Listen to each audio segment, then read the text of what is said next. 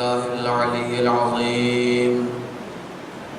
حسبنا الله ونعم الوكيل، نعم المولى ونعم النصير. أعوذ بالله السميع العليم من الشيطان اللعين الرجيم. بسم الله الرحمن الرحيم. الحمد لله الذي جازي كل صانع ورايش كل قانع وراحم كل ضارع ومنزل المنافع والكتاب الجامع بالنور الساطع وهو للدعوات سامع وللقربات دافع وللدرجات رافع وللجبابرة قامع فلا إله غيره ولا شيء يعدله ليس كمثله شيء وهو السميع البصير اللطيف الخبير وهو على كل شيء قدير. والصلاة والسلام والتحية والإكرام على السيد الأنام الذي سمي في السماء أحمد وفي الأرض أبي القاسم محمد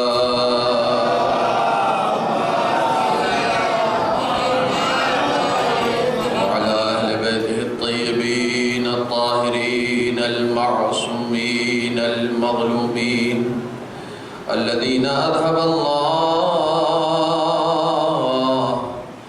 عنهم الرجس وطهرهم تطهيرا.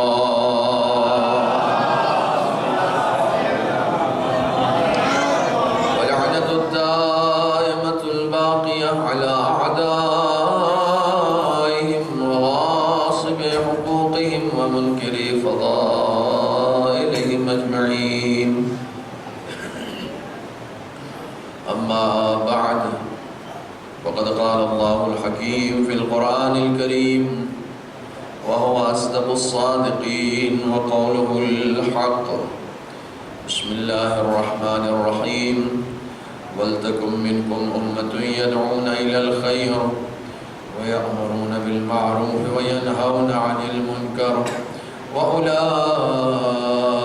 هم المفلحون.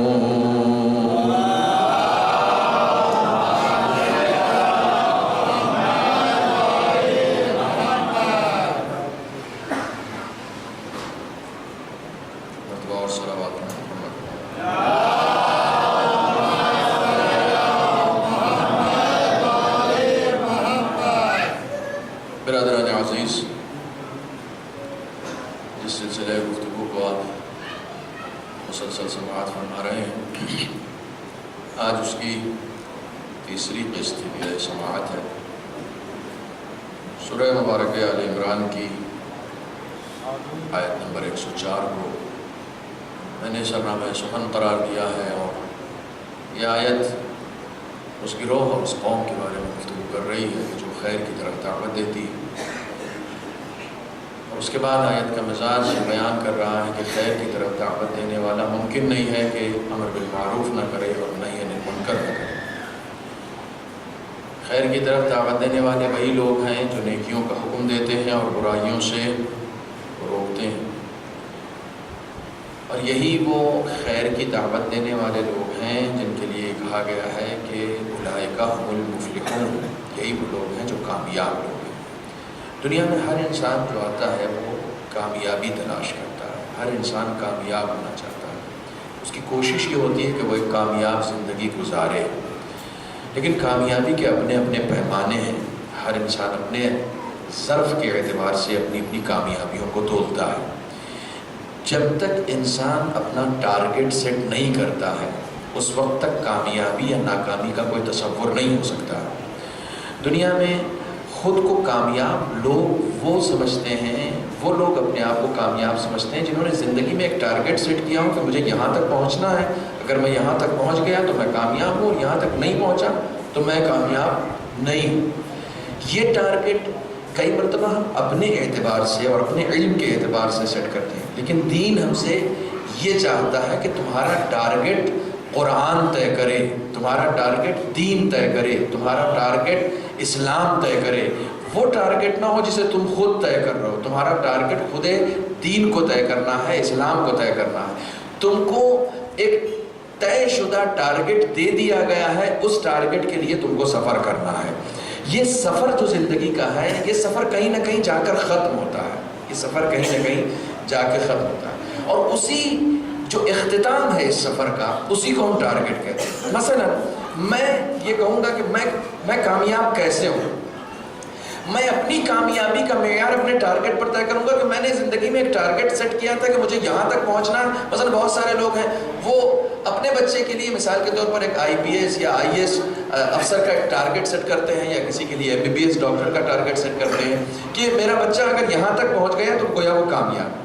یہ ٹارگٹ وہ ہے جو ہم اور آپ طے کرتے ہیں، لیکن ایک ٹارگٹ طے شدہ ہمارے لیے پہلے سے بنا دیا گیا ہے جہاں ہمیں پہنچنا ہے۔ اس زندگی کو خداوند عالم نے اس لیے نہیں دیا ہے کہ ہم ایک بہترین روزی حاصل کرنے کا ذریعہ بنا سکیں۔ بہت توجہ رکھیے گا، اس زندگی کو خداوند عالم نے اس لیے نہیں دیا ہے کہ ہم ایک بہترین روزی حاصل کرنے کا، ایک بہترین کمائی کرنے کا ذریعہ بنا سکیں۔ دیکھیے قوت لا یموت جو ہے وہ انسان کی زندگی کو گزار دیتا ہے۔ ہمارے جتنے بھی معصومین گزرے ہیں ان سب کے یہاں فقیری جو ہے وہ باعث افتخار رہی ہے، الفقر و فقری کہا گیا ہے۔ فقیری جو ہے وہ باعث، میں آپ کی خدمت میں عرض کروں، بعض لوگ فقیری کو اپنی زندگی میں لعنت سمجھتے ہیں، بعض لوگ فقیری کو اپنی زندگی میں ایک عیب سمجھتے ہیں۔ میں آپ کی خدمت میں منبر رسول پر بیٹھ کر پوری ذمہ داری کے ساتھ عرض کر رہا ہوں، فقیری اگر خدا کی طرف سے ہے تو وہ بھی حسن ہے، فقیری اگر خدا کی طرف سے ہے تو وہ بھی نعمت ہے، اور اتنی بڑی نعمت ہے کہ خدا نے امام حسین کو دی تھی، یزید کو نہیں دی تھی۔ اللہم صل علی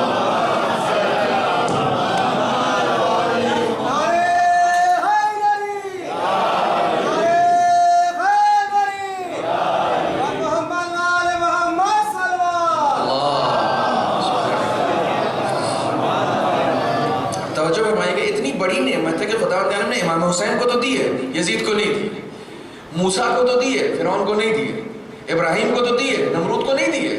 نمرود کو فقیری نہیں ملی، ابراہیم کو فقیری ملی ہے، موسیٰ کو فقیری ملی ہے۔ فقیری خود ایک نعمت ہے، لیکن ان کے لیے جو اس کو نعمت سمجھتے ہوں، وہ دولت جو خدا سے دور کر دے اس سے بڑی باعث زحمت اور کچھ بھی نہیں ہے۔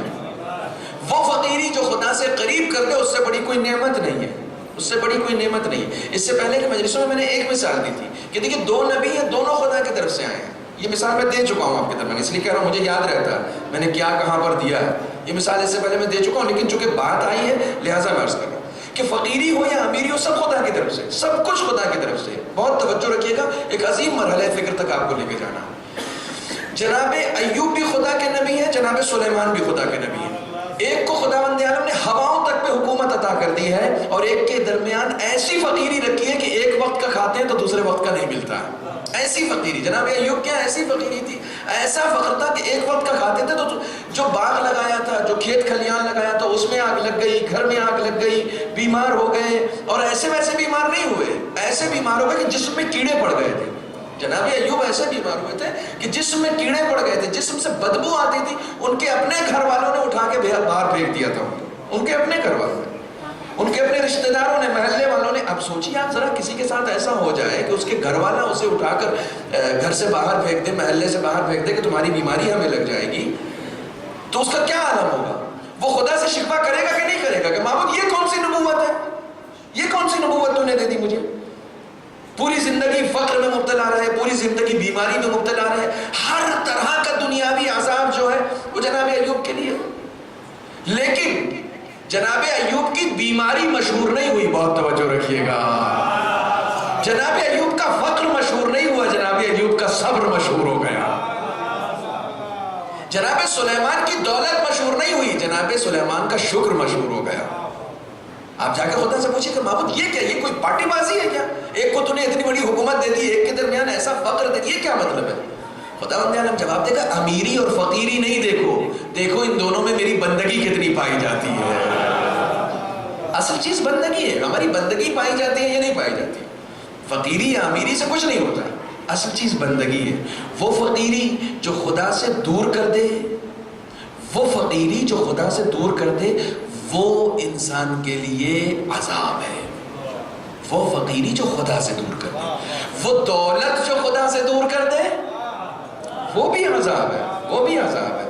اگر دولت خدا کے قریب رکھے ہوئے ہے تو نعمت ہے، فقیری بھی خدا سے قریب رکھے ہوئے ہے تو نعمت ہے. اب شرائع پڑھیے شیخ صدوق کی، شیخ صدوق نے حدیثوں کو جمع کیا، اس میں بہت ساری چیزوں کی علل بیان کی، علتیں بیان کی. اس میں ایک عجیب و غریب حدیث لکھتے ہیں، کہتے ہیں خداوند تعالیٰ نے بعض لوگوں کو دولت اس لیے دی ہے کہ اگر لے گا تو بے ایمان ہو جائیں گے، اور بعض لوگوں کو خدا نے فقیر اس لیے رکھا ہے کہ اگر دے گا تو بے ایمان ہو جائیں گے. توجہ فرمائیں. تو کسی کو وہ دے کر آزماتا ہے اور کسی سے لے کر آزماتا ہے. ایک بہت قیمتی جملہ بالکل شروع میں کہہ رہا ہوں، بہت قیمتی جملہ، اس کی قدر کیجیے گا. ہم ایک ٹارگٹ سیٹ ہے ہمارا، ہمیں اس ٹارگٹ پہ جانا ہے. اس ٹارگٹ کا پتہ کیسے چلے گا؟ جیسے ہی صبح اٹھے خداوند عالم نے ایک چیز ہمارے پر واجب کر دی. کیا؟ بولیے میرے ساتھ، نماز. جیسے ہی اٹھے پہلا کام، ایک چیز تمہارے پر واجب ہے، ایک چیز تمہارے پر واجب ہے. جاؤ مسجد، جاؤ امام باڑے جاؤ، یا گھر ہی میں مصلی پر کھڑے ہو، نماز پڑھو. میں اب آپ سے سوال کر رہا ہوں، نماز آپ کیوں پڑھ رہے ہیں؟ نماز آپ کیوں پڑھ رہے ہیں؟ کوئی ینگسٹر مجھے جواب دے جو نماز پڑھ رہا ہے. کیوں پڑھتے ہیں آپ نماز؟ قلب کے اطمینان کے لیے. یہ ایک جواب ہے. کیا بات ہے، کیا نام ہے بیٹا تمہارا؟ ابو طالب. جیو، زندہ رہو. بہترین جواب دیا بچے نے، اللہ سے قریب ہونے کے لیے. نماز میں جب نیت کرتے تو کیا کہتے ہیں؟ یہی تو جواب ہے نا اس کا. 2 رکعت نماز صبح پڑھتا ہوں قربتاً. ٹارگٹ کیا ہے؟ صبح پہلے جیسے اٹھے خداوند عالم نے تمہاری زندگی کا ٹارگٹ سیٹ کر دیا ہے. سب سے پہلے آگے میرے آگے سجدہ کرو، میرے آگے کھڑے ہو. کیوں؟ قربتاً اللہ. تمہارا ٹارگٹ صرف خدا کی قربت ہونا چاہیے. خداوند عالم صبح اٹھتے ہی پہلی مشق کرا دیتا ہے کہ اب جب بستر سے اٹھے ہو تو یاد رکھنا جتنے بھی کام کرنا قربتاً اللہ کرنا. جتنے بھی کام کرنا. اب تم روزی حاصل کرنے جا رہے ہو، قربتاً اللہ، قربتاً اللہ. بچوں کے لیے آذوقہ فراہم کرنے جا رہے ہو، قربتاً اللہ. گھر سے رخصت ہو رہے ہو، قربت. ہر کام تمہارا عبادت ہوگا، ہر کام تمہارا عبادت ہوگا. ہم وہی ثواب جو تم کو سجدے میں دیں گے، وہی ثواب اپنے بچوں کے لیے پیسہ کمانے کے لیے جب تم پسینہ بہاؤ گے تو اس میں بھی دیں گے. وہی ثواب دیں گے، وہی ثواب دیں گے. مقصد قربت ہونا چاہیے. دولت بھی انسان کما رہا ہے تو اس دولت کے کمانے کا مقصد بھی قربتاً اللہ ہونا چاہیے. دولت اس لیے نہیں کہ دنیا بھر کی آسائشیں انسان اکٹھا کر سکے. آپ لاکھ کوشش کر لیں، دنیا کے بڑے بڑے حکمراں پیدا ہوئے اور مر گئے، انہوں نے آسائشیں ڈھونڈی، انہیں آسائشیں نہیں ملی. کیوں نہیں ملی؟ خداوند عالم حدیث قدسی میں ارشاد فرماتا ہے، انی یا موسیٰ انی وضعت الراحت فی الجنہ والناس یطلبونہا فی الدنیا. میں نے آسائش کو جنت میں رکھا ہے، لوگ دنیا میں ڈھونڈتے ہیں. ملے گی ہی نہیں، ملے گی ہی نہیں. تم لاکھ کوشش کر لو، تمہیں آسائش نہیں ملے گی، اطمینان نہیں ملے گا، آرام نہیں ملے گا. اس دنیا میں آرام ہے ہی نہیں، خدا نے رکھا ہی نہیں، رکھا ہی نہیں آرام. اگر آپ کبھی پریشان ہوتے ہیں تو خدا کا شکر ادا کیجئے. بہت توجہ رکھیے گا. اگر آپ کبھی پریشان ہیں، مالی اعتبار سے پریشان ہیں، فکری اعتبار سے پریشان ہیں، سماجی اعتبار سے پریشان ہیں، گھریلو اعتبار سے پریشان ہیں، خانوادگی پرابلم ہے، اس کے اعتبار سے پریشان، تو خدا کا شکر ادا کیجئے کہ امتحان کے لیے آپ کا انتخاب کیا ہے. خدا آپ سے امتحان لے رہا ہے، خدا آپ سے امتحان لے رہا ہے، اور آپ کو منتخب کیا اس نے. یہ اس کا کرم ہے. وہ جس سے چاہتا ہے امتحان لے لیتا، وہ جس سے چاہتا امتحان. میں اگر ابھی IPS کا ایگزام دینا چاہوں تو دے سکتا ہوں؟ نہیں دے سکتا ہوں. آپ MBBS کے ایگزام میں بیٹھنا چاہیں تو آپ بیٹھ سکتے ہیں؟ نہیں بیٹھ. شرائط ہونی چاہیے نا. کسی بھی ایگزامینیشن میں بیٹھنے کے لیے ایلیجبلٹی چاہیے. توجہ فرمائیے گا. صلاحیت ہونی چاہیے. اگر خداوند عالم کسی سے امتحان لے رہا ہے تو ایک بات تو طے ہے کہ اس کے اندر صلاحیت ہے. ایک بات تو طے ہو گئی نا کہ تمہارے اندر صلاحیت ہے, اسی لیے خداوند عالم لے رہا ہے. جس کا رتبہ جتنا بڑا ہوتا ہے اس سے اتنا بڑا امتحان لیا جاتا ہے. یہ اخلاقیات کربلائی ہے. اب سوچو حسین کا مرتبہ کتنا بڑا ہوگا کہ خدا نے کربلا جیسا امتحان اسے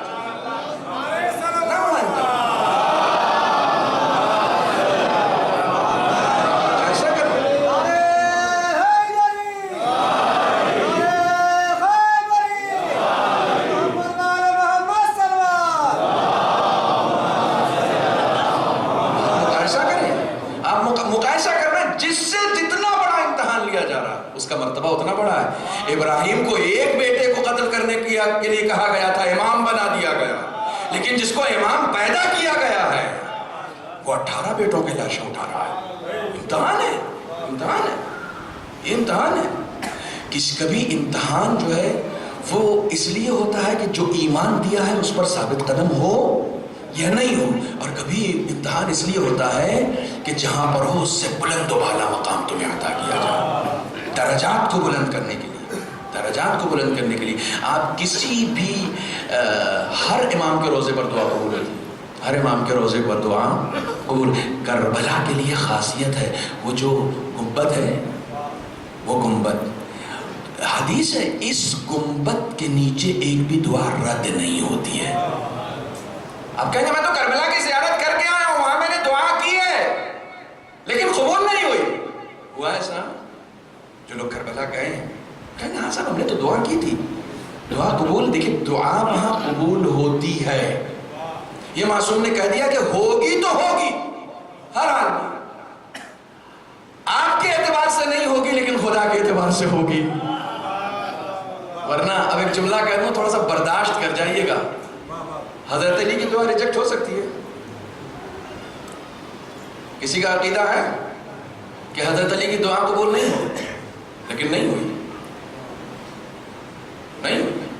اسی وقت ہوئی جب خدا نے چاہا. جب علی نے چاہا تو نہیں ہوئی, جب علی نے چاہا تو نہیں ہوئی. علی بچپنے سے شہادت کی دعا کر رہے تھے, کب قبول ہوئی؟ کب قبول ہوئی؟ سن 40 ہجری میں جا کر قبول ہوئی. بچپنے سے دعا کر رہے تھے شہادت کی, لیکن قبول کب ہوئی؟ جب اس کا وقت تھا. تو علی کی بھی دعا بر وقت قبول ہوتی ہے. آپ کیوں جلد بازی کر رہے ہیں؟ آپ کیوں جلد بازی کر رہے ہیں؟ لیکن یہ وہ مطالب ہے جنہیں مجلسوں میں نہیں پیش کیا جاتا اس طریقے سے. علی کی بھی دعا وقت پر ہی قبول ہوتی ہے. آپ کی دعا جلدی کیسے قبول ہو جائے گی؟ جب اس کا وقت آئے گا تبھی قبول ہوگی. جلد بازی, دیکھیے ہم قربتاً اللہ نماز, ہمارا ٹارگٹ سیٹ ہو کہ ہم جو کچھ بھی کر رہے ہیں خدا سے قریب ہونے کے لیے کر رہے ہیں. مقصد کیا ہے؟ ہم قریب ہو کیوں نہیں پا رہے؟ بہت توجہ رکھیے گا. میں شاید اپنے پورے خمسے کا نچوڑ آج اس مجلس میں دے رہا ہوں. پورے خمسے کا نچوڑ, بہت قیمتی بات ہے.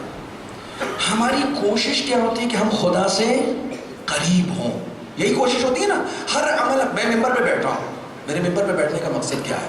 خدا کی قربت ہے. آپ فرش پہ بیٹھے ہیں, آپ کے فرش پہ بیٹھنے کا مقصد کیا ہے؟ ایک بھی فرد جسے ذکر حسین سے عشق ہے وہ تبرک کے لیے نہیں آتا. اس کی غذا تو یہاں ملتی ہے, کوئی تبرک کے لیے نہیں آتا. اس کی غذا فرش اعضا پر مل رہی ہے, وہ یہاں پر غذا لینے کے لیے آتا. روح کی غذا, جسے روح کی غذا کا مزہ مل جائے وہ جسم کی غذا کے پیچھے نہیں بھاگا کرتا. امام سید سجاد سے منسوب کیا ہے نا میں نے اس خمسے کو. آپ کی دعا صحیفہ سجادیہ میں عجیب و غریب جملہ ہے, کہتے ہیں اللہم اذقنی حلاوت ذکرک, اے میرے معبود میرے کام و دہن کو اپنے ذکر کا مزہ چکھا دے. جسے ذکر ربانی کا مزہ مل جاتا ہے پھر اسے کسی اور بات میں مزہ نہیں آتا, نہیں آتا. ہمارا ٹارگٹ سیٹ ہے, ہم سب کام قربتاً اللہ کر رہے ہیں, خدا سے قریب ہونے کے لیے کر رہے ہیں. میرے جملے کو محفوظ رکھیے گا, یاد کر لیجئے گا, اسے لکھ لیجئے گا, کہیں لوح دل پر لکھ لیجئے گا اور پوری زندگی اس پر عمل کرنے کی کوشش کیجئے گا. قربتاً اللہ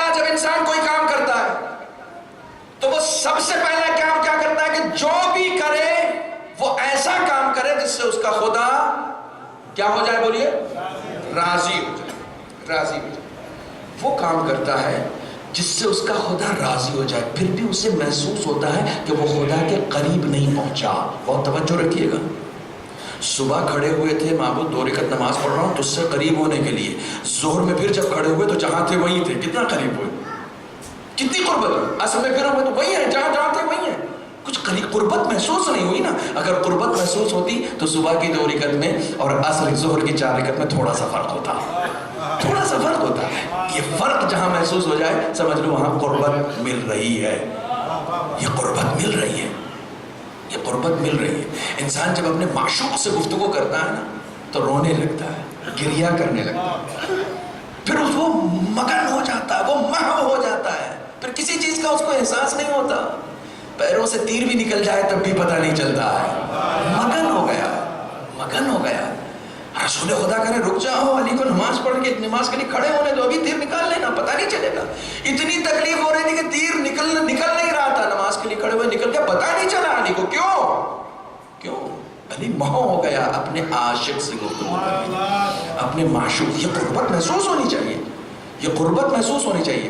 دیکھیے بہت قیمتی جملہ میں پھر بار بار کہہ رہا ہوں، ہم ہر کام کرتے ہیں خدا کو راضی کرنے کے لیے، پھر بھی پرابلم آ رہی ہے کیونکہ ہم ایک کام نہیں کرتے ہیں۔ ہم خدا کو تو راضی کرتے ہیں، خدا سے راضی رہتے نہیں ہیں۔ پتہ نہیں میری بات کہاں تک پہنچی۔ ہم خدا کو راضی تو کرتے ہیں، خدا سے راضی نہیں رہتے۔ خدا سے راضی رہنا سیکھ جاؤ۔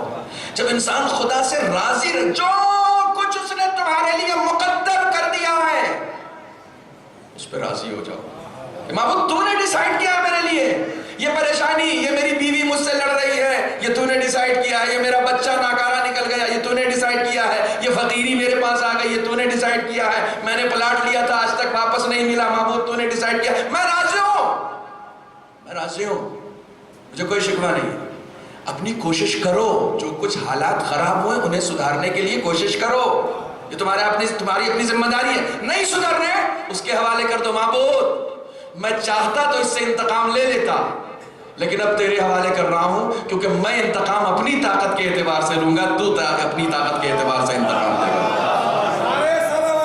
اللہم صلی علی محمد۔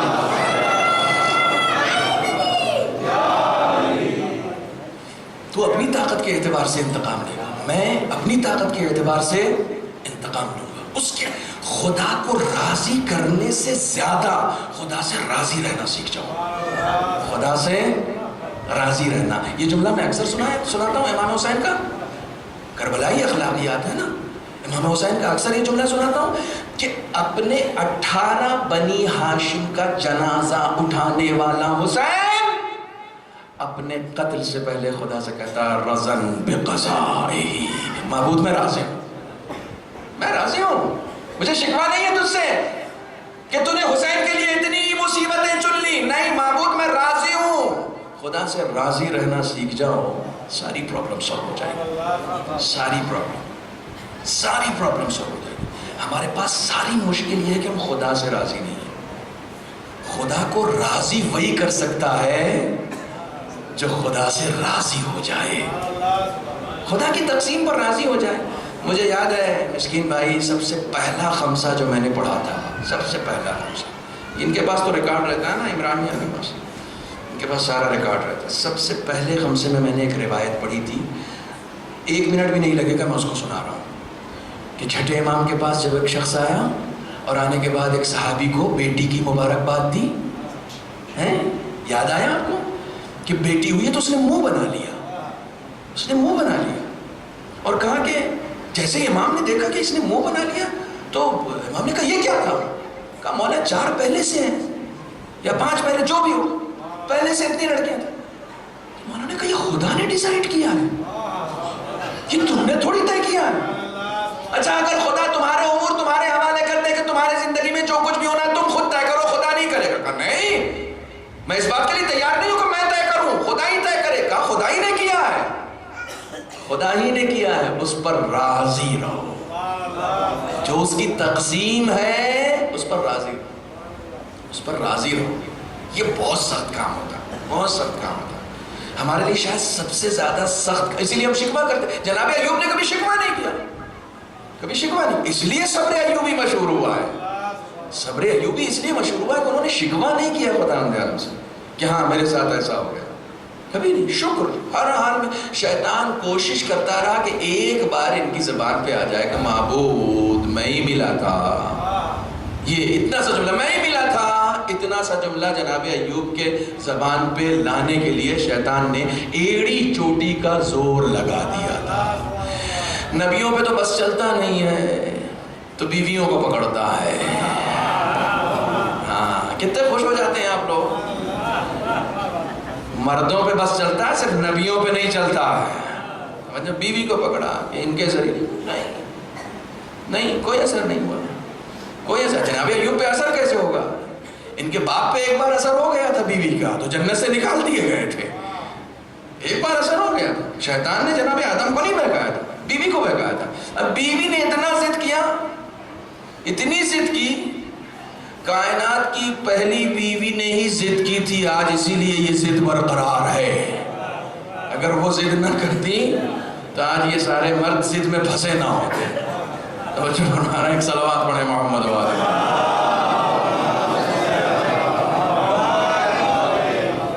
اور جناب آدم کا اس ضد کو مان لینا ایک سبق دیتا ہے آدمی کو. ہر بات بیوی کی نہیں ماننی چاہیے. کسی میں اپنی عقل بھی لگائے، کسی میں تو اپنی عقل لگائے. صلوات پڑھیں محمد والے.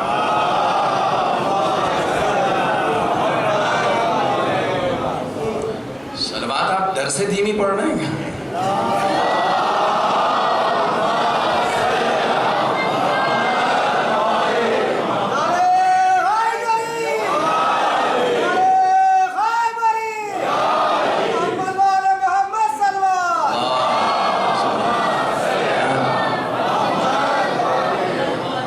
مولانا کا کیا، مولانا کی تو یہاں ہے نہیں، ہم لوگ کی تو یہی ہے نا. بہرحال وہ جناب ایوب کی زوجہ کے ذریعے سے اس نے زور لگایا لیکن نہیں ہوا. کیوں؟ اس لیے کہ جناب ایوب نے ایک سبق سیکھ لیا تھا. خدا کو راضی کرنا ہے تو خدا سے راضی رہنا پڑے گا. جتنا خدا سے راضی ہوتے چلے جاؤ گے، یہ جملہ یاد رکھیے گا، جتنا خدا سے راضی ہوتے چلے جاؤ گے خدا تم سے راضی ہوتا چلا جائے گا. امام حسین نے کہا رضن بقضائہ، پالنے والے میں راضی ہوں. تو خدا نے کیا کہا؟ یا ایتھا النفس المطمئنہ ارجعی الی ربک راضیۃ مرضیہ. خدا بھی راضی ہے، تو بھی خدا سے راضی ہو. تو بھی خدا سے راضی ہے اور تیرا خدا بھی. یعنی امام حسین اتنا راضی تھے خدا سے کہ خدا بھی ان سے راضی تھا. یہ قرآن کی آیت ہے. اس طریقے سے خدا نے پلٹایا کہ چونکہ حسین میرا مجھ سے راضی تھا. یہ ہے کربلائی اخلاقیات. یہ ہے وہ کربلا کا دستور العمل جو ہماری زندگی بدل سکتا ہے، جو ہماری حیات بدل سکتا ہے. جب انسان خدا کی تقسیم پر راضی رہتا ہے تو ایک ہنر اس کے اندر بہت اچھا آتا ہے، اس کو صبر کہتے ہیں. اسے صبر کہتے ہیں. اور صبر کیا ہے؟ پوچھئے امام سید سجاد سے. اللہم صلی علی محمد و آل محمد. امام سے پوچھئے مولا صبر کیا ہے؟ امام فرمائیں گے الصبر شجاعت. صبر ہی تو شجاعت ہے. صبر ہی شجاعت ہے. تمہارے سامنے تمہارا دشمن ہے، تم نے اس کو زیر کر دیا، آستینیں چڑھا لی کہ اب بتاؤ. یہ شجاعت تھوڑی ہے. اسے معاف کر دینا شجاعت ہے. دشمن پر قابو پالو تو اس کو معاف کر دینا حقیقی شجاعت ہے. امام جعفر صادق علیہ السلام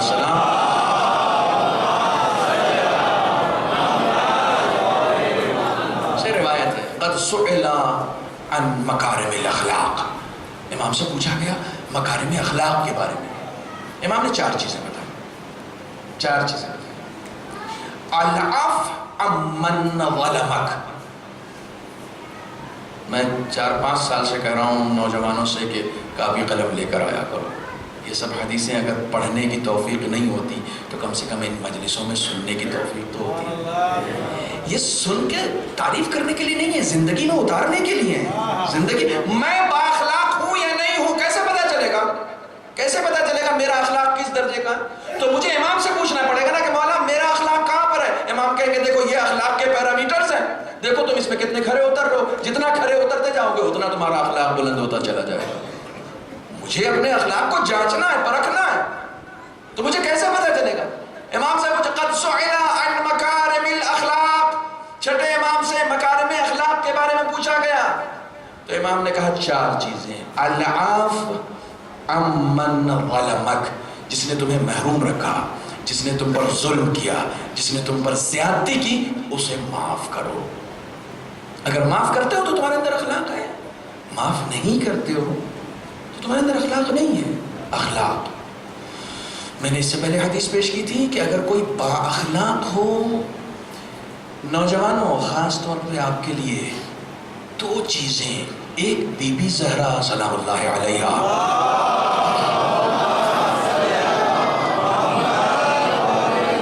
حدیثیں سناؤں گا، ایک بی بی کی اور ایک ان کے شوہر نامدار کی۔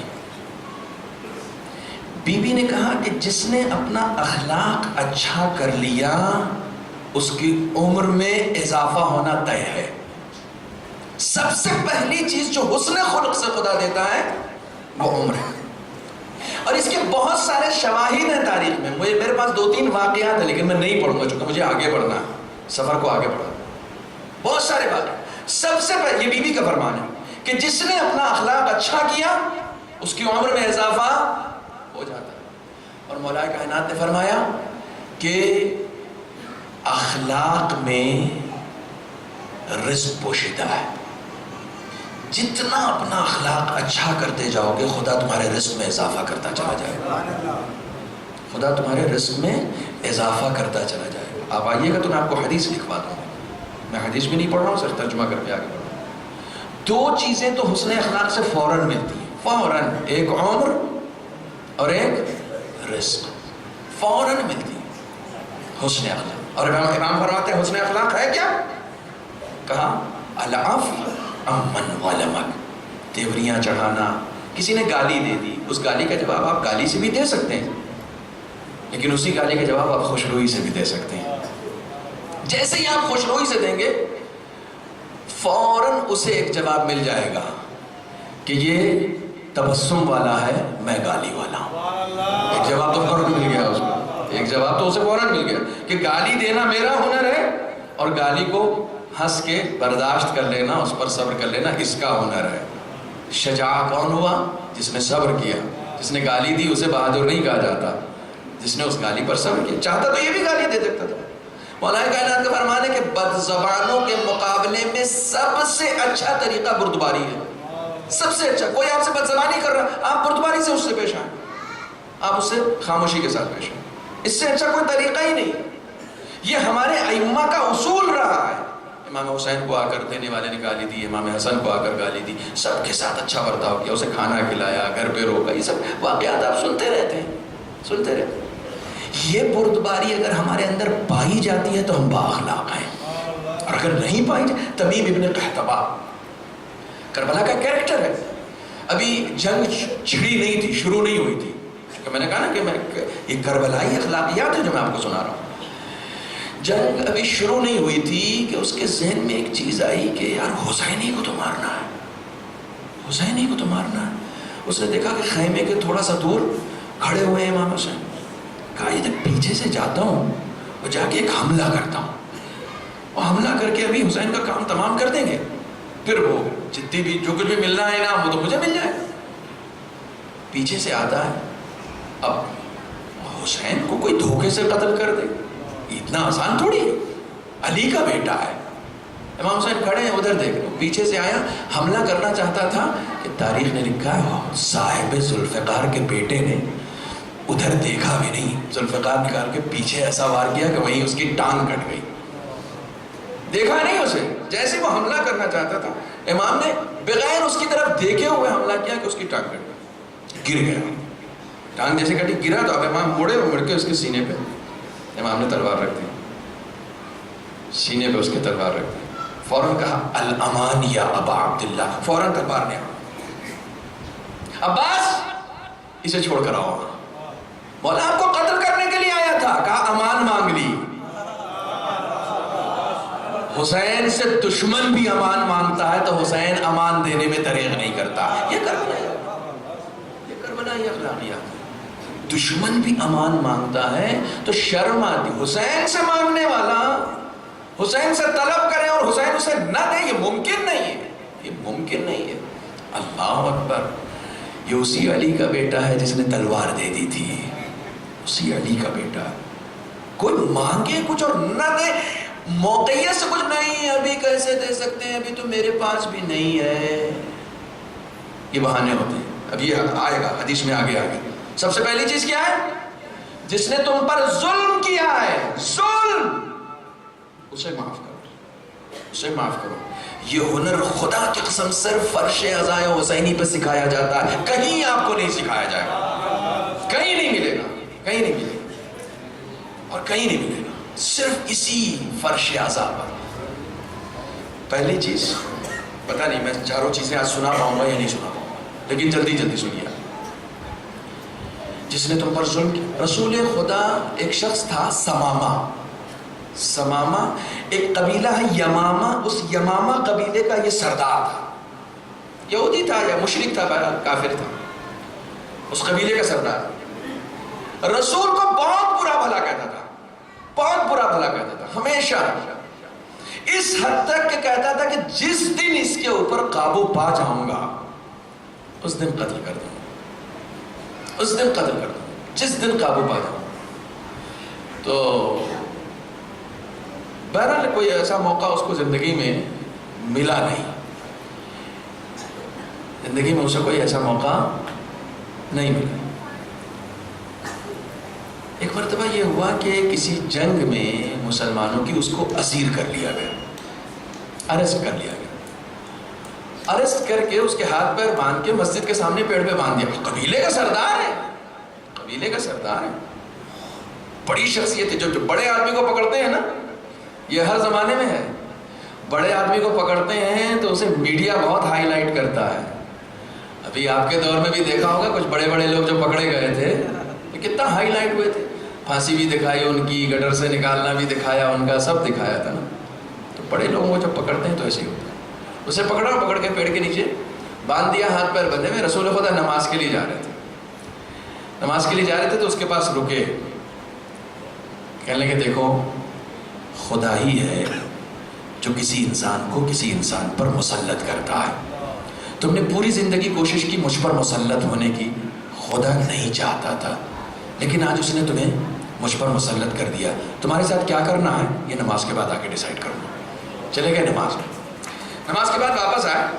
رسول خدا نے کہا 3 آپشن ہے تمہارے پاس.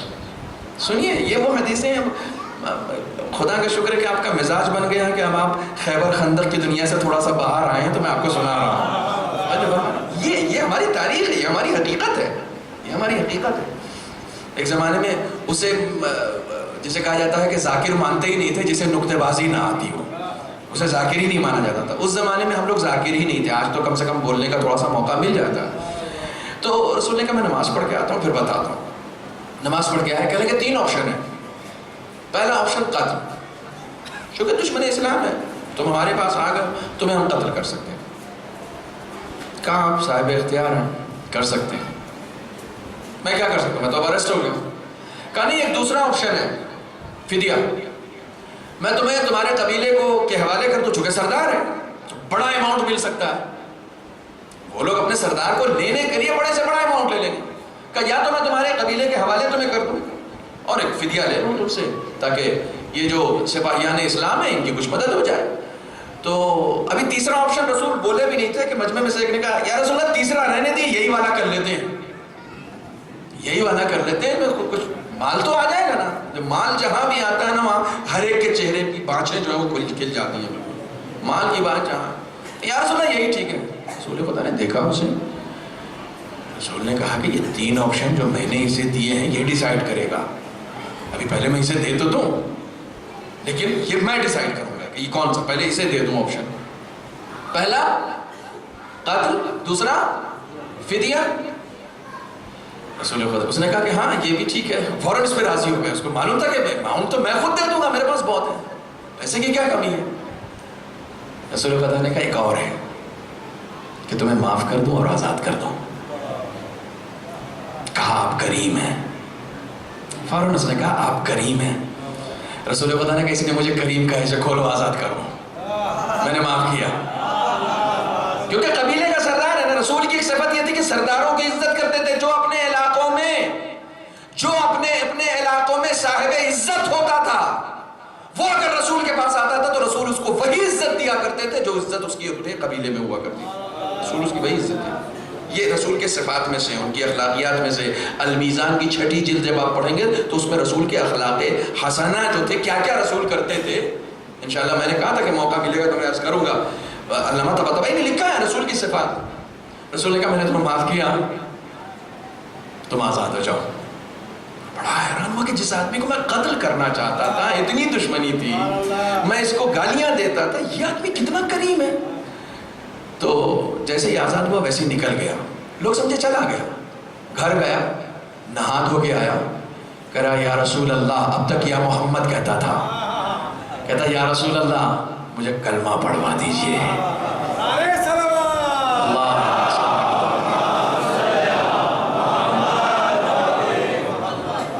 لفاظیوں سے کوئی ایمان نہیں لاتا ہے، کردار سے ایمان لایا جاتا ہے. کردار سے، کردار ایسا پیش کرو نا، اخلاق ایسا پیش. یا رسول اللہ کلمہ.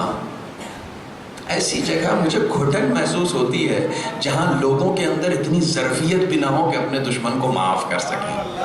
آپ معاف کر کے تو دیکھیں، لیکن کب؟ جب آپ اس پر قابو پا لیں. ہنر یہ ہے آپ اس کے اوپر قابو پا لیں. آپ کے سامنے کون سی نظیر نہیں، میں کس کی نظیر پیش کروں آپ کے سامنے؟ علی کا قاتل مسجد میں آ رہا ہے، جام پیش کرو. امام سید سجاد مروان کو اپنے گھر میں پناہ دے رہے ہیں. مسلم ابن ہشام ابن اسماعیل امام سید سجاد اسے معاف کر رہے ہیں، درہم و دینار بھجوا رہے ہیں. یہ سب میں پڑھ چکا ہوں آپ کے درمیان. اسے درہم و دینار بھجوا رہے ہیں، اسے معاف کر رہے ہیں. مالک اشتر وہ جو لعاب دہن ڈال دیتا ہے چہرے پر، اس کے لیے نماز پڑھ کے دعا کر رہے ہیں. نماز پڑھ کے. جب تک انسان ان اخلاقیات کو نہیں اپنائے گا اس سفر میں آگے نہیں بڑھ سکتا ہے. اگر کامیابی کے سفر میں آگے بڑھنا ہے تو ان اخلاقیات کو اپنانا ہوگا، اور اگر آپ کو دوسرے لوگوں کو جگہ دینی ہے تو بھی تھوڑا سا آگے بڑھنا پڑے گا.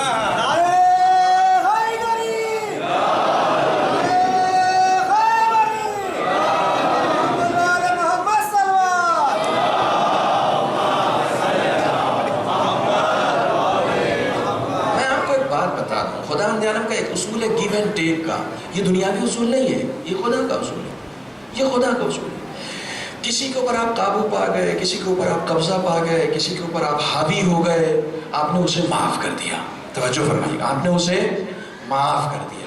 سب سے پہلا کام کیا ہوگا؟ جیسے ہی آپ اسے معاف کریں گے نا، تو آپ جب معاف کریں گے تو یہ کہہ کے معاف کریں گے تو اس میں اور مزہ آ جائے گا کہ معبود میں اپنے گنہگار کو معاف کر رہا ہوں، تو اپنے گنہگار کو معاف کر رہا ہوں. جو میرا گنہگار ہے اسے میں معاف کر رہا ہوں، میں تیرا گنہگار ہوں. اس سے عفو کی امید وہی رکھے جو خود بخشتا ہو، جو خود دوسروں کی بخشش کرتا ہو. جو دوسروں کو معاف نہیں کرے گا اسے خدا کیسے معاف کرے گا؟ اگر خدا سے معافی لینی ہے تو دوسروں کو معاف کرنے کا ہنر سیکھے. دوسروں کو معاف کرنے کا جو بھی ہے. کبھی عناد مومن پال کے نہیں رکھتا، کبھی عناد پال کے نہیں، کسی کا بھی عناد پال کے نہیں رکھتا. کسی سے غلطی ہو گئی اس کو درگزر کریں. دیکھیں سماج ایسے ہی سنورتا ہے، کسی کا عناد پال کے، کسی کی دشمنی پال کے سماج کو نہیں سدھارا جا سکتا ہے. اگر سماج میں یکجہتی قائم کرنی ہے، سماج کو ترقی یافتہ دیکھنا ہے، تو ایک دوسرے کے لیے جتنی خلیش ہے یہیں پر آ کر ختم کریں. اللہم صلی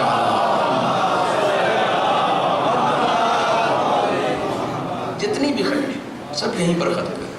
پہلی چیز ہوئی کہ جس نے آپ کے اوپر ظلم کیا ہے اس کو معاف کریں. دوسری چیز وصلۃ من قطعک.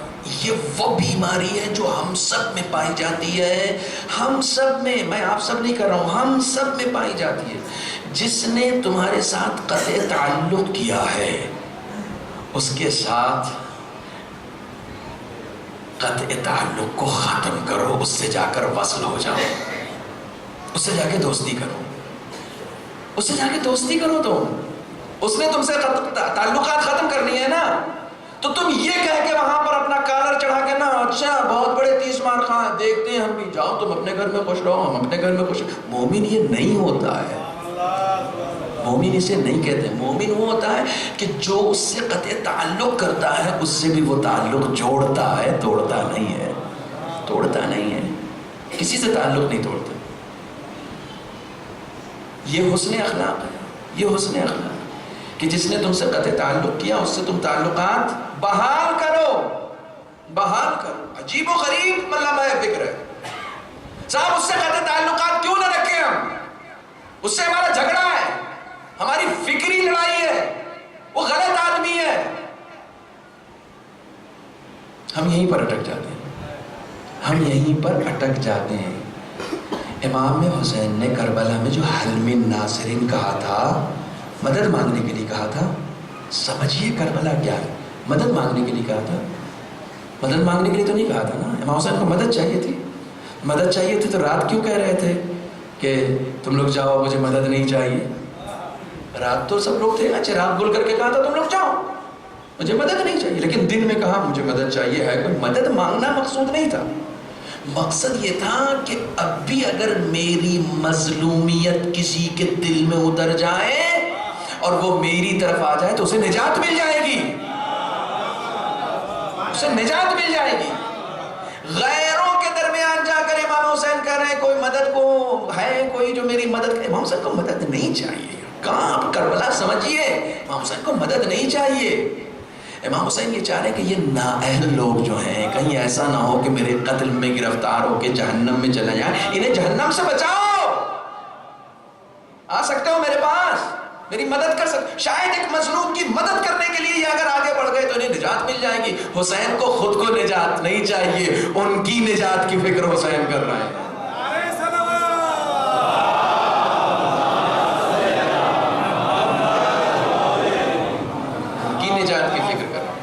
ان کی نجات کی فکر کر رہے ہیں، ان کی نجات کی. حسین کو اپنی نجات کی فکر نہیں ہے، ان کی نجات.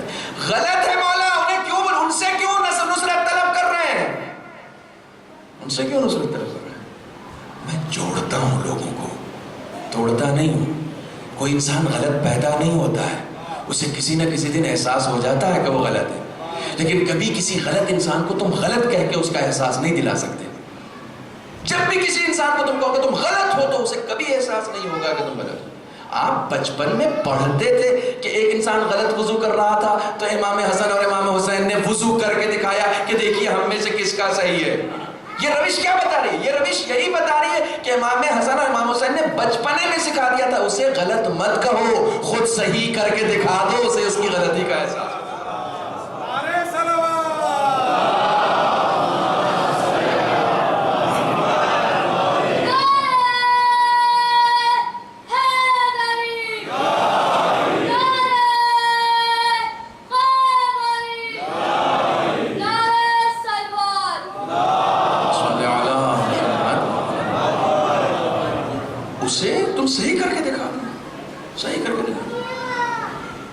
رسول خدا کی حدیث ہے کہ جو شخص اگر آپس میں دو بھائی ہیں، اب بھائی سے مراد یہاں سگے بھائی بھی نہیں ہے، کوئی بھی مومن بھائی، آپس میں کسی کا جھگڑا ہو گیا، کسی کا جھگڑا ہو گیا، کہا اگر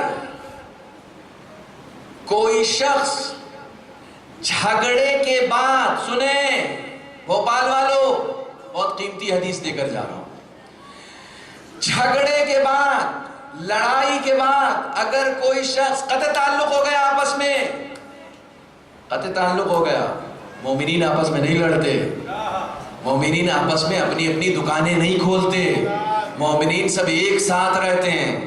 جہاں بھی تضاد آ جائے نا مومنین میں، سمجھ جاؤ ان دونوں میں سے کسی ایک کے پاس ایمان نہیں ہے. اگر ہوتا تو یہ آپس میں تعلقات بحال کرنے کی کوشش کرتے ہیں. اور اس میں تیسرا آدمی بہت اہم رول ادا کرتا ہے، بہت رول. دو لوگوں میں جھگڑا ہو گیا، ہاں ٹھیک، تیسرا آدمی جو آ کر پن کرتا ہے نا، اس کا سب سے برا رول ہوتا ہے اور وہ سب سے بڑا جہنمی ہوتا ہے. دو لوگوں کے درمیان تعلقات بحال کرانے کے لیے اگر کوئی ایک شخص قدم بھی اٹھاتا ہے تو اس قدم کا اجر و ثواب اصلاً قابل شمارش نہیں ہے. رسول کی حدیث ہے کہ دو لوگ آپس میں لڑ گئے اور ان میں سے اگر کوئی شخص یہ جانتے ہوئے کہ غلطی پر وہ ہے، یہ اہم ہے، یہ اہم ہے، یہ جانتے ہوئے کہ وہ غلطی پر ہے اس کی طرف بڑھتا ہے، تو خدا بند عالم اسے 70 مقبول حج کا ثواب، مقبول پیسے جمع کر کے مکہ جا کے حج کر کے آگے پتہ نہیں ہے قبول ہوا نہیں ہوا۔ رسول کہہ رہے ہیں جس مومن سے جھگڑا ہے وہ غلطی پر بھی ہو تب بھی تم اس سے جا کے دوستی بحال کر لو، 70 مقبول حج کا ثواب تمہیں عطا کیا جائے۔ مقبول حج کا ثواب، یہ بہت سخت، مقبول حج، وہ حج جو قبول ہو چکا ہے اس کا ثواب خدا دے گا، اس کا ثواب دے گا۔ اس کے بعد امام نے فرمایا کہ اب جب آگے جا کر اس کے گھر پہ نوک کر کے وہ اس سے ہاتھ ملا کے پھر گلے ملتا، یہ جانتے ہوئے کہ وہ غلط ہے، یہ دھیان رکھیے گا کہ وہ غلط ہے، یہ جانتے ہوئے کہ وہ غلط ہے پھر بھی جا رہا ہے اس سے دوستی کرنا، پھر بھی جا رہا ہے، یہ جانتے ہوئے اس سے ہاتھ ملاتا ہے اور گلے ملتا ہے، تو امام فرماتے ہیں کہ خدا اسے راہ خدا میں شہید ہونے کا ثواب، لفاظی نہیں ہے، خطابت نہیں ہے، رسول کی حدیث ہے۔ پوچھنے والے نے امام سے پوچھا مولا نہ تلوار چلائی نہ جنگ میں گیا تو راہ خدا میں شہید ہونے کا ثواب کیسا؟ کہا تلوار لے کے جاتا تو دوسرے کی گردن پہ چلاتا، یہاں اپنے نفس پہ اور اپنی انا پہ تلوار چلائی ہے۔ دوسرے پر تلوار چلانا آسان ہوتا ہے، اپنی انا کو مارنا مشکل ہوتا ہے۔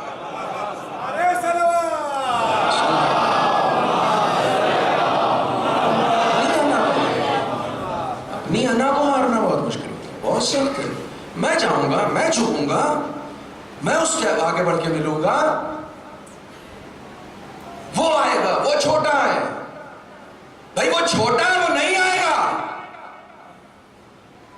تم بڑے ہو تم جاؤ، جو بڑا ہوتا ہے وہی جاتا ہے، چھوٹا کبھی نہیں آتا۔ تم ثابت تو کرو کہ تم بڑے ہو، تم ثابت تو کرو کہ تم بڑے ہو، تم جاؤ، اس سے کیوں انتظار کر رہے ہو؟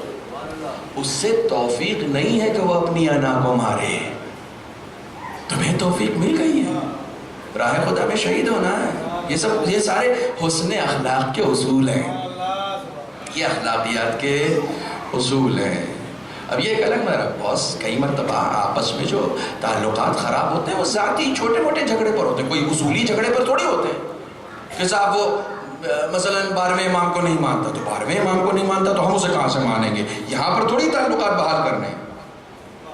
عقیدت کے جھگڑے تھوڑی ہیں، زمین کے، جائیداد کے، بچوں کے، ان کے یہ چھوٹے موٹے جھگڑے، تو ان جھگڑوں کو نظر انداز کرو، تم لوگوں کو کہیں اور جانا ہے، کہیں اور بڑھنا ہے۔ جس نے وصلۃ من قطعک، جو لوگ تھک گئے وہ صلوات پڑھیں۔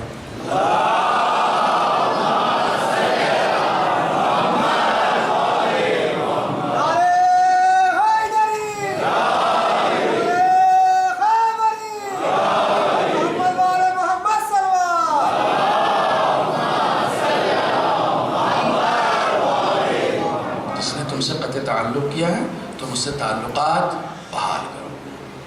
دیکھیے دو بنیادی اصول، یہ سب حسن اخلاق ہے، یہ سب حسن اخلاق۔ پتہ نہیں کتنے عابدوں کی نمازیں اور روزے قربان ہو جائیں گے ان عادتوں پر۔ یہ عادتیں ہیں، یہ عادتیں، معاف کرنا اور تعلقات بحال کرنا، تعلقات بحال کرنا۔ تیسری چیز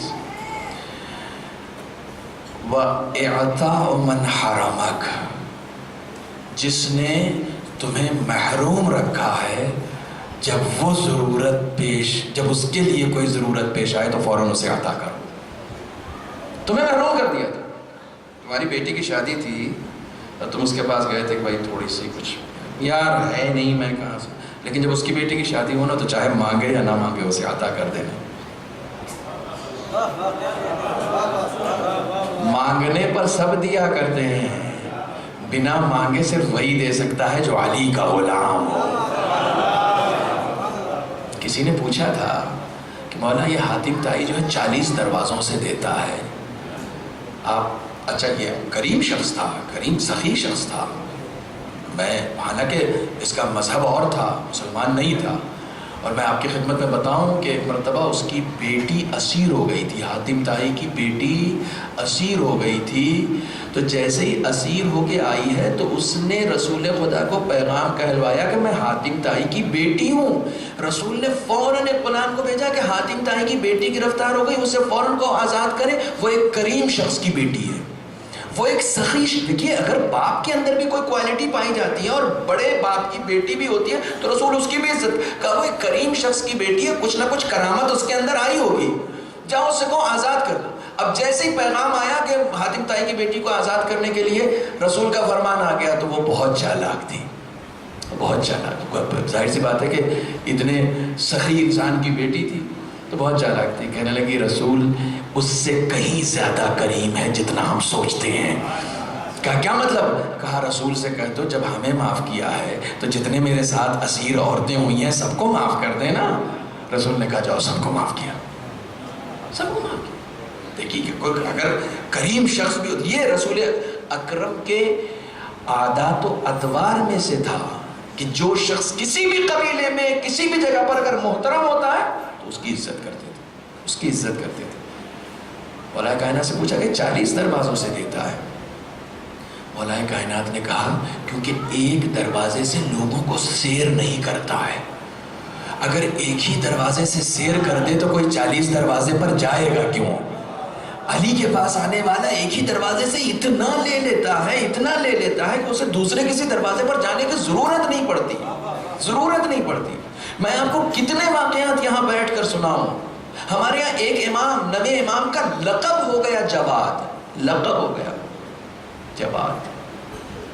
روزانہ یہ آیت اللہ کشمیری کہتے ہیں کہ روزانہ آیت اللہ مرتضیٰ کشمیری بزرگ شخصیت کہتے ہیں کہ اگر میں نے نہیں دیکھا شادی، گاڑی، بنگلہ، ریس کسی کو بھی چاہیے ہو وہ روزانہ سورہ یاسین پڑھ کے امام جواد کو ہدیہ کرے، جو بھی چاہے گا خدا اسے عطا کرے۔ امام جواد، امام غیروں میں جواد مشہور تھے، اپنوں میں نہیں، غیروں میں جواد مشہور تھے، کوئی ایسا دروازے پہ آیا نہیں۔ اور امام جواد کی خاص صفت یہ تھی کہ کئی مرتبہ ایک شخص نے، اس کے پاس لباس نہیں تھے اور امام کو یہ لباس پہنے ہوئے تھے، ظاہراً وہ اسے پسند آیا تھا، تو ایک شخص نے خط لکھا تھا کہ مجھے 2 لباس کی ضرورت ہے، اور وہ خط لکھ کے مدینے میں آیا بھی، اور آنے کے بعد سوچا کہ امام کی خدمت میں دیں گے، پیش کریں گے، اور مسجد میں گیا، خط جیب میں رکھ کے لے کے گیا، توجہ فرمائیے گا، جیب میں خط رکھ کے گیا کہ دیں گے، لیکن بعد میں اسے شرم آئی کہ پتہ نہیں امام کیا سوچیں گے یہ وہ، پھر وہ خط لے کے واپس چلا گیا۔ جیسے ہی مدینہ شہر سے واپس جا رہا تھا پیچھے سے ایک غلام آیا اور اس نے کہا کہ فلاں فلاں تم ہو؟ کہا ہاں ہاں میں۔ ایک پیکٹ تھا اس کے پاس، وہ پیکٹ اس نے دے دیا۔ جیسے ہی اس نے دیکھا تو وہی لباس جو وہ چاہ رہا تھا بہت زمانے سے، 2 امام نے اس کی خدمت میں بھیجا۔ کہا امام جواد نے تمہارے لیے بھیجا۔ کہا لیکن میں نے تو ان سے کہا بھی نہیں تھا، میں نے تو اظہار بھی نہیں کیا تھا۔ کہا تم نے سوچا تو تھا نا کہ امام اگر یہ ہمیں دے دے تو کتنا اچھا ہو۔ امام وہ ہوتا ہے جو طلب کرنے سے پہلے عطا کر دیا کرتا ہے۔ طلب کرنے سے پہلے عطا کرتا ہے، طلب کرنے کی ضرورت نہیں پڑتی۔ یقین رکھیے دوستو، یقین رکھیے، ہم لوگ ممبر پر بیٹھتے ہیں یا ہم لوگ جو درس حوضہ پڑھتے ہیں وہ صرف یہی باور کرنے کے لیے پڑھتے ہیں کہ قبروں میں سونے والا امام بھی ویسے ہی عطا کرتا ہے جیسے اپنے گھروں میں رہنے والا امام عطا کرتا ہے، ویسے ہی عطا کرتا ہے۔ طلب کرنے کا ہنر سیکھ لو۔ کسی کو اگر طلب کرنے کا ہنر آ جائے نا تو انہیں عطا کرنے کا ہنر خوب آتا ہے، انہیں عطا کرنے کا ہنر خوب آتا ہے۔ ہمیں شاید طلب کرنے کا ہنر نہیں ہے، ہمیں مانگنے کا سلیقہ نہیں معلوم ہے، انہیں دینے کا ہنر خوب آتا ہے۔ تو مانگنا سیکھو، وہ عطا کر۔ اعطاء من حرمک، دیکھیے کوئی بھی چیز، میں نے ایک جملہ بھی کہا تھا گیو اینڈ ٹیک، سسٹم ہے۔ تم چاہتے ہو تمہارا خدا تمہیں دے، تم دینا سیکھو، تم دینا، اور خاص طور سے اس کو دینا سیکھو جس نے تمہیں محروم رکھا ہو۔ جس نے تمہیں مایوس کیا ہو، جس نے تمہیں نہیں دیا ہو، اس کو دینا سیکھو. کیوں؟ خدا بھی اسی کو زیادہ دیتا ہے جو اس کو ہی نہیں مانتا. اس کو زیادہ دیتا ہے. فرعون کو کل میں نے بتایا 400 سال اور اس کو نہیں مان رہا پھر بھی دے رہا. یعنی ایک طریقے سے خدا کو ماننے سے انکار کرنے والا، اس کو خدا اندیالہ عطا کر رہا. تو جس نے تمہارے اوپر ظلم کیا، جس نے تمہارے اوپر تم کو محروم رکھا، جس نے تم کو دور رکھا، تم اسے عطا کرنا سیکھو. یہ سب مکارم الاخلاق ہے. یہ سب مکارم الاخلاق ہے. ایک بات کا صرف یقین رکھیں کہ جو ایک درہم بھی خدا کی راہ میں، یعنی آپ جو قرض دیتے ہیں نا وہ بھی خدا کی راہ میں ہوتا ہے. اپنے دوست کو اس کی مشکل حل کرنے کے لیے جو قرض بھی دیتے ہیں نا وہ بھی خدا کی راہ میں ہوتا ہے. وہ بھی خدا کی راہ میں صرف وہی نہیں ہوتا جو آپ 5 روپے کا سکہ دیتے ہیں صدقہ نہیں. ہر وہ کام جو آپ اس کی خوشنودی کے لیے کر رہے ہیں، ہر وہ پیسہ، ہر وہ دولت، چاہے ان مجلسوں کے لیے بھی خرچ کرو، خدا کی راہ میں ہے.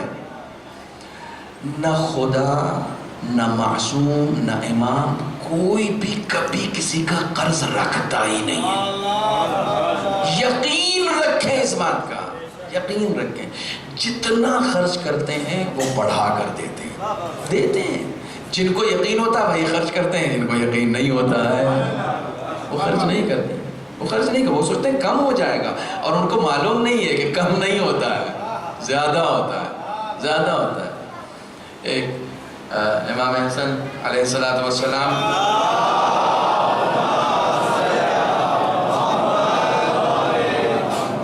کہیں کا واقعہ مجھے بہت اچھی طریقے سے نہیں یاد ہے، لیکن اصل واقعہ یاد ہے کہ اس کی کوئی شخص تھا، غلام تھا، کیا اس کی ضرورت تھی یا کوئی عمل اس سے دیکھ لیا تھا، بہت اچھا کوئی کریمانہ عمل اس سے دیکھ لیا تھا. یہ ایگزیکٹ مجھے نہیں یاد آ رہا، لیکن اتنا عمل ان کو پسند آیا یا اس نے اس کو ایسی حالت میں دیکھا، امام نے کہ فوراً اپنے غلام سے کہا کہ میرے کیسے میں جتنی دولت ہے سب لے آؤ، پورا کیسہ اٹھا. تو وہ گیا، اس نے جا کے دیکھا، کہا 1200 درہم ہے. لے کے آیا غلام، کہا 1200 درہم کا سب دے دو اس کو. کمال ہے یہ آپ نے ابھی آگے کے خرچے کے لیے رکھا ہوا ہے. کہا کس نے دیا تھا یہ خرچہ؟ میرا کس نے دیا تھا؟ میں اسے اس لیے دے رہا ہوں کہ میرا خدا اسے اور بڑھا کے دے دے گا. یہ یقین وہ دے دے گا. ابھی اس کی ضرورت پوری کرو، فی الحال اس کی ضرورت، اس کو ضرورت ہے، پہلے اس کی ضرورت پوری کرو. تم دوسروں کی ضرورتیں پورا کرنا سیکھو، خدا تمہاری ضرورتیں خود بخود پورا کر دے گا. جو کچھ تمہارے پاس ہے وہ سب خدا ہی نے تو دیا، وہ سب خدا ہی نے تو دیا. لن تنالوا البر، کون سا پارہ ہے یہ؟ چوتھا پارہ ہے، چوتھا پارہ. لن تنالوا البر حتى تنفقوا مما تحبون. نیکی کیا ہے؟ نیکی یہ ہے کہ جو تم اپنے لیے پسند کرتے ہو وہ دو. 5 کا پھٹا ہوا نوٹ نہیں دینا، جو 10 کا نیا نوٹ چھپا کے رکھا ہوا وہ دو، کیونکہ وہ تم نے اپنے لیے پسند کیا ہے. تم نے اپنے لیے پسند، جو اپنے لیے پسند کیا نا وہ دو نا. جو اپنے لیے پسند، جو تم کو نہیں پسند ہے تم وہ دے رہے ہو. تو پھر تم کیسے ایکسپیکٹ کر رہے ہو کہ جو تم کو پسند ہے خدا وہ دے گا؟ یہ کیسے ایکسپیکٹ کر رہے ہو؟ اگر تم کو جو پسند ہے وہ خدا سے چاہیے تو پھر تم کو جو پسند ہے وہ بھی تو اس کو دو نا، وہ بھی اس کو دو. اعطاء من حرم. 3 چیزیں ہو گئی. چوتھی چیز سن لیجئے، بس ختم کر رہا ہوں. وَقَوْلُ الْحَقِّ وَلَوْ عَلَيْكَ. حق بولنا چاہے تمہارے خلاف ہی کیوں نہ جائے، ہے نا. پچھلے سال اسی ممبر پہ ایک حق بیانی ہوئی بھی تھی، الحمدللہ توفیق ملی تھی اور آپ لوگوں نے اسے سنا بھی تھا. اور حالانکہ اس توفیق پہ خوب ساری دھمکیاں بھی مجھے مل گئیں، لیکن بہرحال آپ حق بولیے، آپ حق بولیے، آپ سچ بولیے. ممکن ہے وہ حق آپ کے خلاف جائے، ممکن ہے آپ کے برخلاف، لیکن امام نے کہا یہ اخلاق ہے. جو صاحب اخلاق ہوتا ہے، دیکھیے اگر اخلاق نہیں ہے تو کچھ نہیں ہے، کچھ بھی نہیں، کچھ بھی نہیں ہے. مثلا میں آپ بہت سامنے کی مثال دیتا ہوں. آپ کو ایک کالج سے دوسرے کالج میں ٹرانسفر لینا، جو لوگ ایجوکیشن سسٹم سے جڑے ہیں، ہر جگہ صرف سبجیکٹس کے نمبر تھوڑی ہوتے ہیں. ایک نمبر ہوتا ہے ڈسپلن کا، ہوتا ہے نا. اگر کسی سارے سبجیکٹس میں آپ کے بہت اچھے نمبر اور ڈسپلن میں آپ کا 0 ہے، کوئی کالج آپ کو جلدی لے گا؟ کوئی کالج لے گا؟ بھیا فزکس میں اچھا ہے، انگلش میں اچھا، ہر چیز میں تو اچھا ہے، لیکن اس کا ڈسپلن 0 ہے بالکل. مطلب یہ اخلاق نہیں ہے اس کے پاس. اگر انسان کے پاس اخلاق نہ ہو تو دنیاوی انسٹیٹیوشن قبول نہیں کرتے ہیں. دنیاوی انسٹیٹیوشن قبول نہیں کرتے. خدا کہاں سے قبول کر لے گا؟ لاکھ نمازیں ہو، لاکھ روزے، لیکن تمہارا اخلاق دوسروں کے ساتھ اچھا نہیں ہے تو خدا قبول نہیں کرے گا. اخلاق وہ ہوتا ہے جو آپ کی نمازوں کو قبول کراتا ہے. اخلاق وہ ہوتا ہے جو روزوں کو قبول کراتا ہے. حق بولو چاہے وہ تمہارے خلاف ہی کیوں نہ ہو. سب سے اچھی صفت یہ ہے کہ انسان حق بیانی کرے. ہم ہمیشہ وہی حق بولتے ہیں، اس جملے کی قدر کیجئے گا، ہم ہمیشہ وہی حق بولتے ہیں جو ہمارے حق میں ہوتی ہے. میں آج دھیرے دھیرے پڑھ رہا ہوں چونکہ مجھے سمجھانا ہے کچھ، ٹھیک ہے؟ میں خطابت کر نہیں رہا ہوں، ویسے بھی خطابت آتی نہیں، آپ جانتے ہیں. ہم ہمیشہ وہی حق بولتے ہیں جو ہمارے حق، وہ حق نہیں بولتے جو ہمارے خلاف جاتا ہے. وہ حق ہم کبھی نہیں بولتے، کبھی نہیں بولتے. کوئی آپ نماز حق ہے نا، نماز حق ہے نا، کسی بے نمازی کے سامنے آپ بات کر کے دیکھیے، وہ آپ کو سپورٹ نہیں کرے گا، کیوں؟ اس کے اگینسٹ جا رہی ہے بات، اس کے اگینسٹ جا رہی ہے. اور کوئی مولوی اگر کسی کے سامنے خمس زکوٰۃ کی بات کر لے جو نہیں نکالتا، وہ اس کے کل اس پر بات کریں گے کہ کیسے کنٹرول کرنا ہے یہ ساری چیزوں کو، کیسے لانا ہے. اس کے اوپر بھی انشاءاللہ کل گفتگو. وہ چیز جو ہمارے حق میں نہیں ہوتی ہے ہم اس پر گفتگو بھی نہیں کرنا چاہتے، گفتگو بھی نہیں کرنا چاہتے. مثلا مثال کے طور پر کسی وقت کی زمین پر غصب کرنا کیسا ہے؟ برا ہے نا. کسی ایسے آدمی کے سامنے یہ گفتگو آپ چھیڑ دیجئے جو بہت بڑا غاصب ہو، جس نے بہت ساری زمینوں کو ہڑپ رکھا، آپ دیکھو کن نہیں کاٹے گا، وہ چاہے گا نہیں یہ گفتگو میرے سامنے، حالانکہ حق بات ہو رہی ہے، حالانکہ حق بات ہو رہی ہے، لیکن وہ نہیں چاہے گا. کیوں؟ اس لیے کہ انسان وہی حق بولتا ہے جو اس کے حق میں ہو، وہ حق نہیں بولتا جو اس کے خلاف جائے. امام نے فرمایا ہے کہ اصلی اخلاق یہ ہے کہ وہ حق وہ بولو، ہمیشہ حق بولو چاہے وہ تمہارے خلاف ہی کیوں نہ جائے. اگر تمہارے خلاف بھی جا رہا تو اس کو بولنے کی طاقت انسان کے اندر ہو. یہی حقیقی شجاعت ہے، یہی حقیقی شجاعت ہے کہ آپ کے خلاف ہی کیوں نہ جائے. ہم لوگ ان لوگوں کے پیروکار ہیں جو حق کے علمبردار تھے، ان لوگوں کے پیروکار ہیں. ہماری ذمہ داری زیادہ ہے بنسبت ان لوگوں کے جن کے پاس حسین نہیں ہے، جن کے پاس سید سجاد نہیں ہے، جن کے پاس کربلا نہیں ہے. آپ ان میں اخلاق نہیں ڈھونڈیے کہ جن کے پاس کربلا نہیں ہے، جن کے پاس اسلام نہیں ہے، جن کے پاس اہل بیت کے یہ کردار نہیں ہے. لیکن اگر جن کے پاس یہ کردار ہے ان کے پاس اخلاق نہ ملے تو اس کا مطلب یہ ہے کہ غضب ہے، غضب ہے. اسی لیے وہ مثل مشہور ہوئی ہے، چراغ تلے اندھیرا. جس کے پاس اہل بیت جیسی شخصیات ہو اس کے پاس اخلاق نہیں ہوگا، اس کے پاس اخلاق نہیں ہوگا. آپ لاکھ کچھ کہتے ہیں، آپ کو قمر جھوٹا ثابت کر دے گا. قمر آپ کو جھوٹا ثابت کر، نہیں، یہ ہو نہیں سکتا کسی کے پاس اہل بیت ہو اور وہ بد اخلاق ہو. قمر نے پوری زندگی میں ثابت کر دیا. اس سے کوئی فرق نہیں پڑتا کہ تم آزاد ہو یا غلام. اگر پیروکار ہو تو تم بھی علیہ السلام بن سکتے ہو، تم بھی علیہ السلام بن سکتے ہو. پیروکار ہونا چاہیے. اس دروازے پر آ کر بہت سارے لوگوں کی تقدیریں چمک گئیں، تقدیریں چمک گئیں صرف پیروی سے، صرف پیروی سے. فضہ کہاں سے کہاں پہنچ گئی، قمر کہاں سے کہاں پہنچ گئے، سلمان کہاں سے کہاں پہنچ گئے، منا اہل البیت کہاں سے کہاں انسان پہنچ گئے. اپنے اخلاق کو ان کے اخلاق سے ملاتے چلے جاؤ. کل انشاءاللہ ایک حدیث پیش کروں گا کہ رسول نے فرمایا کون چاہتا ہے کہ میری طرح بنے. یہ جو میری طرح بننے والی بات ہے نا، اس میں بھی رسول نے بتایا ہے بن سکتے ہو، بن سکتے ہو. طرح کا مطلب ان کے جیسا تو کوئی نہیں بن سکتا نا، لیکن اشبہکم کی لفظ ہے روایت میں. تم میں سے مجھ سے سب سے زیادہ مشابہ کون ہے، کون ہے. یہ خود رسول نے بتایا کہ تم بھی مجھے مشابہ بن سکتے ہو. کیسے؟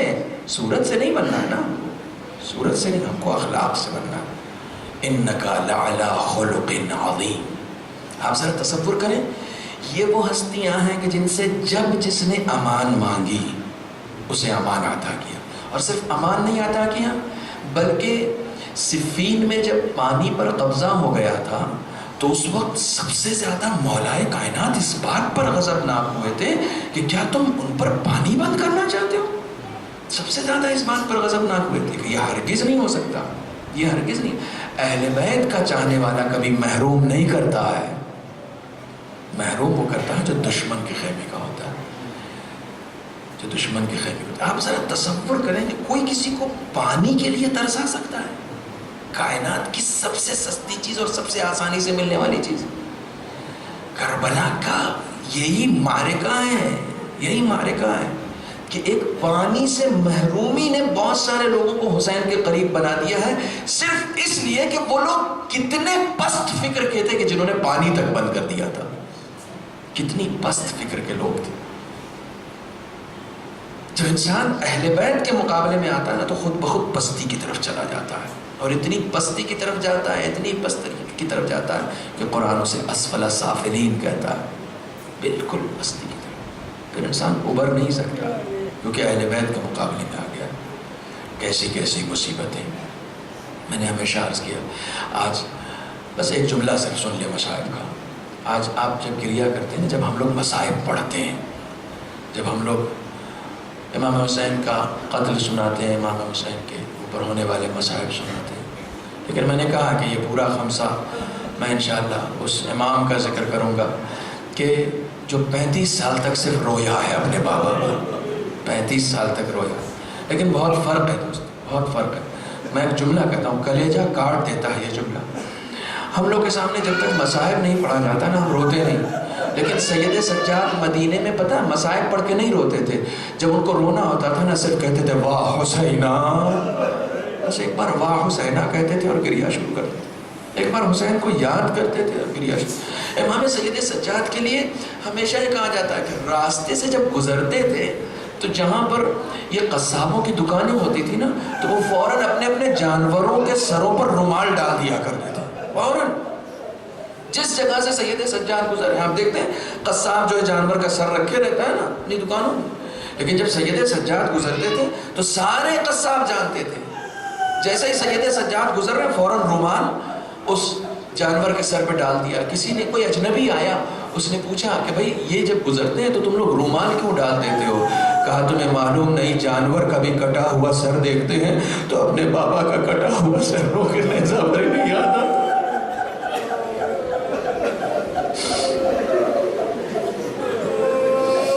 اپنے بابا کا کٹا ہوا سر یاد آتا، انسان تصور نہیں کر سکتا۔ اور امام کہتے ہیں میرے بابا کو ایسے ذبح کیا گیا جیسے جانوروں کو بھی ذبح نہیں کیا جاتا، جانوروں کو بھی نہیں ذبح کیا۔ کسی صحابی نے آگے پوچھا کہ آقا کب تک روئیے گا، کب تک گریہ کیجیے گا، کتنا روئیے گا؟ شہادت تو آپ کی میراث ہے۔ اللہ اکبر۔ امام نے کہا تم نے انصاف نہیں کیا، شہادت ہماری میراث ہے نا، شہادت ہماری میراث۔ کیا جانوروں کی طرح ذبح ہونا بھی ہماری میراث ہے؟ کیا ہمارے لاشوں کا پامال ہونا بھی ہماری میراث ہے؟ کیا ہماری ماؤں بہنوں کا بیردہ ہونا بھی ہماری میراث ہے؟ اللہ اکبر، اللہ اکبر، کیا یہ بھی ہماری میراث؟ ایک جملہ سن لیجئے، بس صرف ایک جملہ سن لیجئے، میں مجلس ختم کر رہا ہوں۔ جس وقت جناب مسلم گرفتار کر کے کوفے میں لائے گئے تھے ابن زیاد کے دربار میں، تو جناب مسلم سر اٹھا کر اور ابن زیاد کی آنکھوں میں آنکھیں ڈال کر بات کر رہے تھے، اس عالم میں بھی، جبکہ بہت زخمی ہو گئے تھے، بہت زخمی تھے، لیکن اس عالم میں بھی ابن زیاد کی آنکھوں میں آنکھیں ڈال کے سینہ چوڑا اور بات کر رہے تھے۔ کچھ وقت بہت سارے لوگوں نے یہ منظر دیکھا، بہت سارے لوگ، کچھ وقت گزرا اور اسی دربار میں سید سجاد بھی آئے ہیں، لیکن عالم دوسرا تھا، گردن جھکی ہوئی تھی، نظریں جھکی ہوئی تھی۔ ایک مرتبہ ایک شخص قریب آیا، کہنے لگا آقا یہ بتائیے کیا مسلم آپ کے خاندان سے نہیں تھے؟ امام نے کہا ہاں کیوں نہیں، مسلم ہمارے خاندان سے تھے۔ کہا لیکن جب وہ اسی دربار میں آئے تھے تو ابن زیاد کی آنکھوں میں آنکھیں ڈال کر بات کر رہے تھے، ان کا سینہ چوڑا تھا، سر اٹھا ہوا تھا۔ امام نے جواب دیا جب مسلم آئے تھے ان کی ماں بہنیں بیردہ نہیں تھی، جب مسلم دربار میں لائے تھے تو ہم اس طریقے سے اسیر بنا کے، جس طریقے سے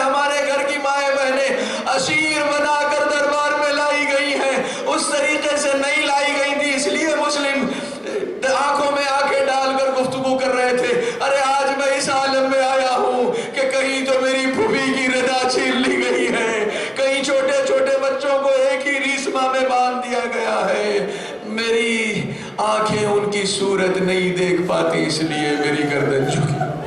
الا لعنت اللہ علی القوم الظالمین الذین منقلب ينقلبون. بسم الله الرحمن الرحيم. اللهم كن لوليك الحجة ابن الحسن صلواتك عليه وعلى آبائه في هذه الساعة وفي كل ساعة وليا وحافظا وقائدا وناصرا ودليلا وعينا حتى تسكنه أرضك طوعا وتمتعه فيها طويلا. بارے خدایا بحق محمد وعلى محمد ہماری اس مختصر سی عبادت کو قبول فرما. معبود بحق محمد وعلى محمد ہماری جتنے بھی گناہ کبیرہ اور صغیرہ ہم سے سرزد ہوئے ہیں ہمارے تمام گناہوں کو معاف فرما. معبود بحق محمد وعلى محمد ہماری لوح تقدیر میں عمر کا جتنا حصہ بچا ہے اس میں عمل صالح کی توفیق عنایت فرما. دین کو سمجھنے اور اس پر عمل کرنے کی توفیق عنایت فرما. معبود جتنے لوگ اس مجلس میں شریک ہوئے ہیں خواتین حضرات ہر ایک کے دل میں کوئی نہ کوئی حاجت شرعی ہے. پالنے والی ہماری تمام حاجات کو قبول فرما. معبود بحق محمد وعلى محمد تمام علماء کرام مراجع عظام بالخصوص حضرت آیت اللہ خامنئی حضرت آیت اللہ سیستانی کو طول عمر عطا فرما. منتقم خون حسینی سلطان نما حضرت امام عصر کے ظہور میں تعجیل فرما. ہمیں ان کے آبان انصار میں شمار فرما. ایک مرتبہ سورہ فاتحہ اور 3 مرتبہ سورہ توحید کی تلاوت فرما کر منور علی